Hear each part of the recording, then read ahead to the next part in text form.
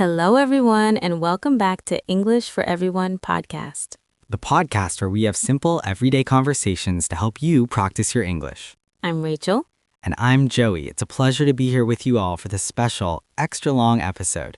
Rachel, I was looking at my garage yesterday and I realized I have too many hobbies. Oh, really? What did you find in there? Well, there's a surfboard I haven't used in 2 years, a set of oil paints that are completely dried up, and a half-finished wooden birdhouse. It sounds like you are a jack of all trades. That's an English idiom for someone who tries many different things, but isn't necessarily an expert in any of them. That is exactly me. I get very excited about a new hobby, I buy all the equipment, and then 3 weeks later, I find something else. I think I have a short attention span. Well, today's topic is perfect for you then. We are talking about hobbies, interests, and creative passions. It's a great topic for our listeners because when you meet someone new, one of the first things you ask is, what do you do for fun? Or what are your hobbies? Exactly. It's the best way to break the ice. To break the ice means to start a conversation in a social situation. Joey, if you had to pick just one hobby to keep, what would it be? That's tough, but I think it would be photography. I love going for long walks and trying to capture a moment in time. It makes me look at the world differently. I notice the way the light hits the trees or the expression on a stranger's face. Photography is a wonderful hobby. It's very therapeutic. Therapeutic, that's a big word. It means something that helps you relax or feel better emotionally. What about you, Rachel? Are you still playing the piano? I am. I try to practice for at least 30 minutes every evening. For me, music is a way to unwind after a long day of work. When I'm playing, I don't think about my emails or my to-do lists. I'm just in the moment. We call that being in the zone, when you are so focused on what you are doing that you forget about time. Yes, athletes, musicians, and artists all talk about that feeling. But Joey, what about expensive hobbies? Some things cost a lot of money to start. Oh, tell me about it. My surfing phase was very expensive. The board, the wetsuit, the roof rack for the car, it adds up quickly. We call those money pits. A money pit is something that keeps costing you more and more money. I think gardening can be like that too. You buy the plants, then the soil, then the special tools, and then a squirrel eats all your tomatoes. The poor tomatoes. But you know, some hobbies can actually become a side hustle. A side hustle. That's a very modern English term. It means a small business or a way to earn extra money outside of your full-time job. Exactly. I have a friend who started making candles as a hobby, and now she sells them at a local market every Saturday. She loves it because she gets to be creative and get paid for it. That's the dream, isn't it? Turning your passion into your paycheck. But I think it's also important to have hobbies that are just for fun. If you try to make money from everything, you might lose the joy of it. That's a very valid point. Sometimes you just need a hobby to kill time. To kill time.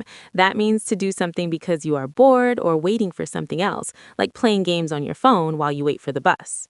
I'm guilty of that, but I'm trying to be more mindful with my free time.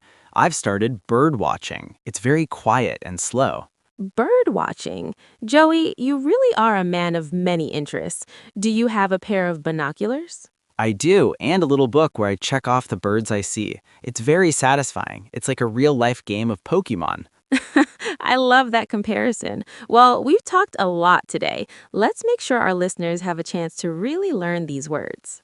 5-minute vocabulary deep dive. Okay, everyone, it's time for our vocabulary deep dive. This is the part of the show where we take the most important words we just used and explain them in detail so you can start using them today.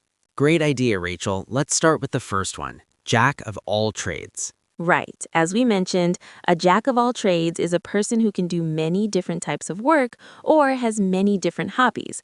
The full idiom is actually a jack of all trades is a master of none. Meaning you are okay at many things, but not an expert at one. For example, my brother is a jack of all trades. He fixes cars, paints houses, and even cuts hair. Perfect example. Word number 2 is therapeutic. This is an adjective. We use it for activities that make us feel calm and healthy. Most people think of medicine when they hear therapy, but a hobby can be therapeutic too. For example, I find gardening very therapeutic because it helps me de-stress. Word number 3, to unwind. This is a phrasal verb. Think of a tight spring that you let go of. It means to relax after a period of work or tension. You can say, after a long flight, I like to unwind by taking a hot bath. It's much more natural than just saying relax. Word number 4, side hustle. This is very popular in business English now. It's a job you do in addition to your main job. For example, her main job is teaching, but her side hustle is selling handmade jewelry online. It usually implies something you are passionate about. Word number 5, to kill time. This is an idiom. It's used when you have extra time and you want to do something to make the time pass faster. Example, I have an hour before my flight, so I'm going to kill time by looking at the shops in the airport. And our final phrase for today, in the zone. This is used when you are fully concentrated and performing at your best. Example, when I was writing my essay last night, I was really in the zone. I finished the whole thing in 2 hours. Those are 6 powerful phrases for your English vocabulary bank. Try to write a sentence using one of them in the comments below. We would love to see your sentences. And tell us, what is your side hustle or your favorite way to unwind? Thanks for listening to this extra long episode of English for Everyone. We hope it helped your listening skills and gave you some new ideas for your free time. Keep practicing, stay curious, and we'll see you in the next episode. Bye-bye. Goodbye.